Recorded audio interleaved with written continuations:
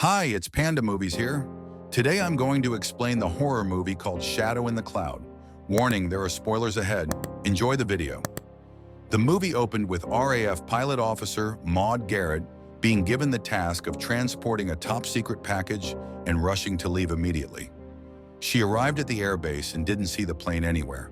Suddenly, her ride, named the Fool's Errand, flew past her hands, and she immediately hopped on when the doors opened. When she entered, the crew was shocked to see a woman on board with them and continued to mock her for being a woman.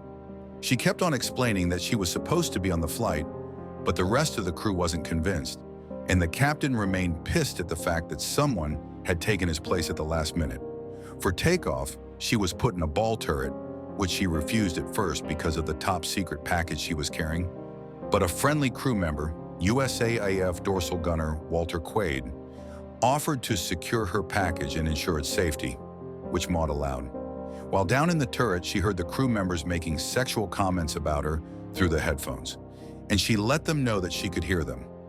While they are taking off, Navigator Finch notices another plane in the clouds, and Maude notices it too. Co-pilot Williams of the Royal New Zealand Air Force and pilot Reeves cast doubt on her ability to recognize aircraft, despite her efforts to present her credentials to them. Maude observed an unknown winged object under the bomber's wing, and she immediately reported it, but the crew was quick to dismiss her, except for Beckville. Finally, she was allowed to leave the turret, but the hatch broke when she attempted to open it. She demanded updates on the hatch, but they kept dismissing her. When she finally snapped back at their snarky comments and purposefully boasted that she was a well-seasoned and experienced flight officer, they refused to operate on the broken hatch and switched off her intercom, making her very pissed. Moments later, she spotted a Japanese aircraft flying beneath them and attempted to inform the captain, but they turned her off. Suddenly, a gremlin flew in and attacked her when it managed to open the door. She managed to keep the door closed by sticking her finger up a hook where a bolt is used to secure the door. She grabbed her gun and reached for the bullet on the floor, then shot the creature. She then managed to collect the bolt and place it on the hook. She then snapped her broken finger back into place. The crew contacted her again to ask what happened after hearing the gunshot, and she made up an excuse that it was a bird, but they weren't convinced. They are interrupted by RAF Scottish radio operator Taggart, who tells them that her name happened to not exist and that she was not listed as being in the flight, so they questioned her more than before. Maude then jammed the gears of the turret's door when they were planning to take her up for questioning. The Japanese plane appeared again and started to fire at them, and that's when Maude dropped her act and switched to an American accent and asked permission to fire the gun turret, but the captain refused, so she just started shooting down the plane, and the crew was immediately impressed and started respecting her. When she continued speaking, they questioned her further about the change in accent and forced her to answer them about who she really was and what was her special assignment. She told them that she registered herself to board the plane with her maiden name, but she assured them that she was a WASP and credible.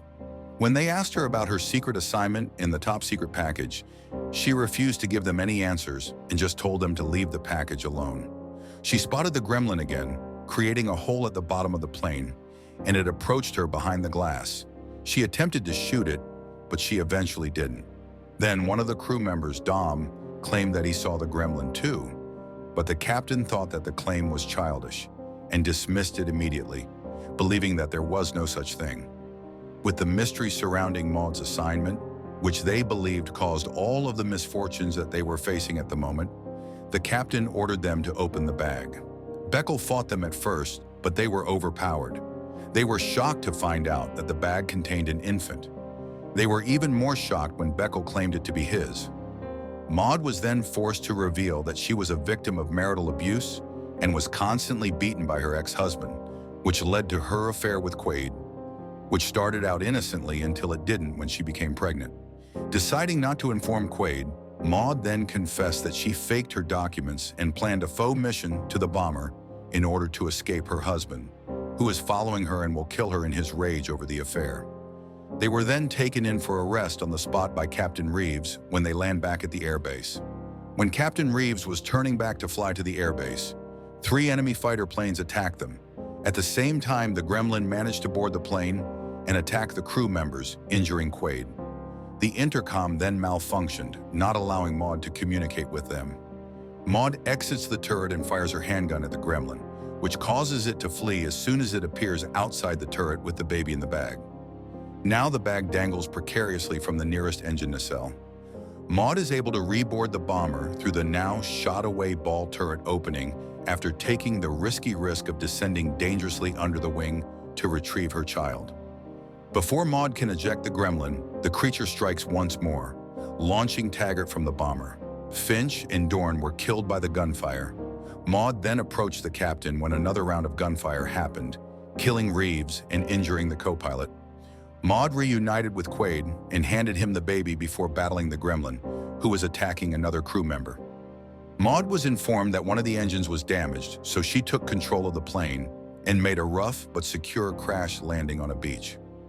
The 4 remaining survivors of the plane managed to run before the plane exploded.